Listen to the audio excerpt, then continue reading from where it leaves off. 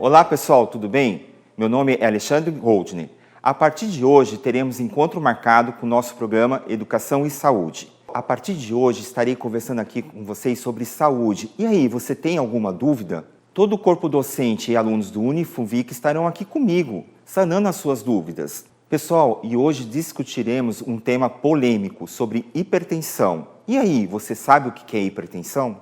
A hipertensão é uma doença sistêmica em que ocorre o aumento da pressão dentro dos vasos sanguíneos. Então, como que é isso? Existe um aumento dessa pressão ali dentro das artérias e que isso pode levar a vários agravos de saúde. A Sociedade Brasileira de Patologia estima-se que 30% de brasileiros sofrem com hipertensão ou de suas complicações. Agora vocês irão entender como que isso acontece dentro do corpo. Produção, coloca a figura para mim, por favor. Então, para entender o que é hipertensão arterial, precisamos conhecer como ocorre a circulação do sangue dentro do corpo. Nós temos pequenos tubos que são chamados de artérias, que está aí sendo demonstrada em vermelho. Essas artérias, elas levam o sangue arterial, rico em nutrientes, que vão lá nutrir a célula de vocês. Vocês sabiam que as suas células são nutridas através desse sangue? Então, é muito importante a circulação desse sangue. Essa artéria é composta por um tecido chamado elástico e conjuntivo. Então, se o sangue passa por dentro dessa artéria e o tecido é elástico, significa que ele consegue dilatar. Então, a gente pensa o seguinte, se ele consegue dilatar, ele suporta uma certa pressão. Mas é esse que é o problema. Ele suporta uma certa pressão e não uma pressão acima do que é permitido. Nessa próxima imagem mostra como o sangue arterial chega em todas as células do corpo. Olha como é importante, né? Em todas as partes do corpo, essas artérias chegam e nutrem essas células. Então, pessoal, nesse primeiro bloco nós entendemos como que o sangue arterial circula dentro das artérias, que são aqueles tubos elásticos. Agora nós vamos para um pequeno e breve intervalo e logo estaremos de volta.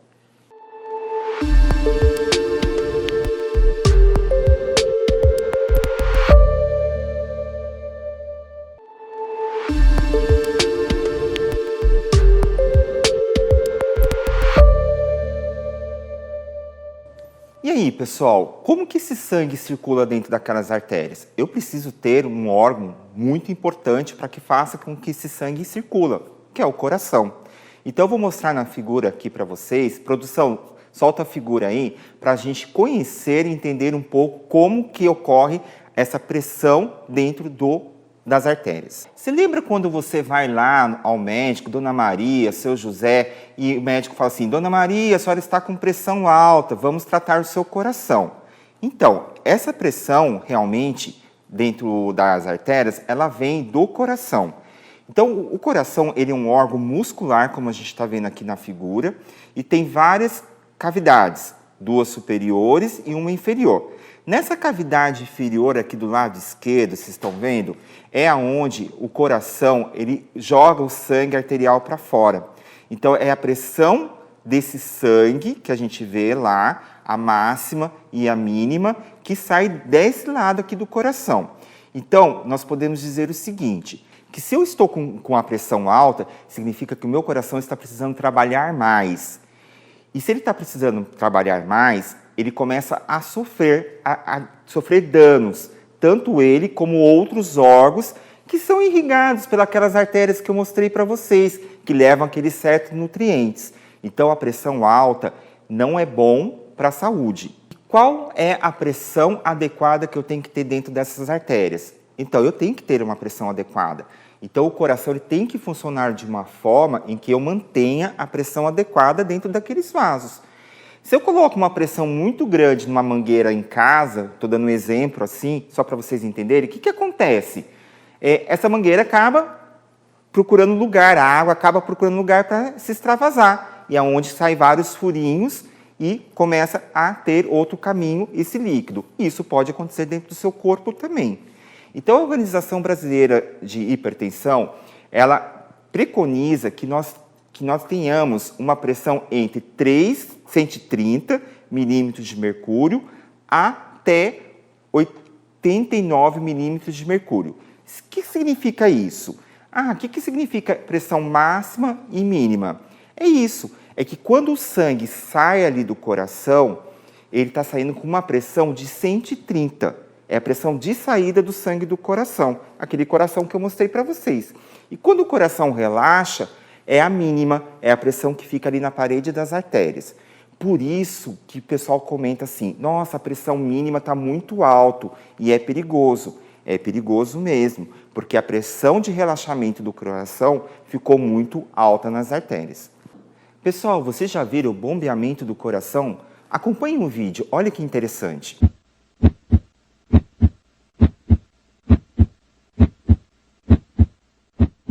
Vamos compreender esse vídeo. O coração está contraindo e relaxando. Quando contrai, o sangue sai, como eu falei para vocês.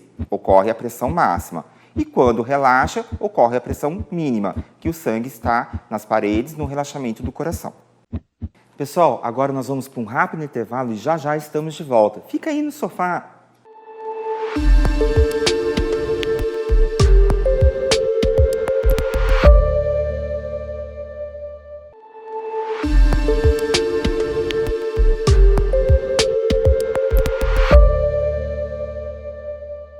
Pessoal, falei que seria rápido. Estamos de volta. Vamos falar agora sobre sinais e sintomas da hipertensão. Sinais e sintomas. E aí, estou com hipertensão? É isso mesmo?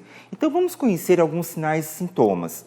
Realmente, se você estiver apresentando um desses sinais, pode ser que você esteja com hipertensão. Porém, esse vai ser um outro assunto de um próximo programa, que eu aguardo vocês. Quais são os principais sinais e sintomas para a hipertensão? Um dos sintomas é a dor na nuca e a dor de cabeça. Então, o que acontece? Você lembra aquela pressão que está saindo ali na artéria? Então, significa que essa artéria está comprimindo alguns espaços dentro do cérebro. E se está comprimindo, começa a dar dor. Então, a dor de cabeça e dor na nuca é um sinal já, muitas vezes, de uma hipertensão muito alta, acima dos limites esperados. O outro sintoma são as náuseas. As náuseas ela também ocorrem devido a essa pressão que ocorre lá dentro do cérebro.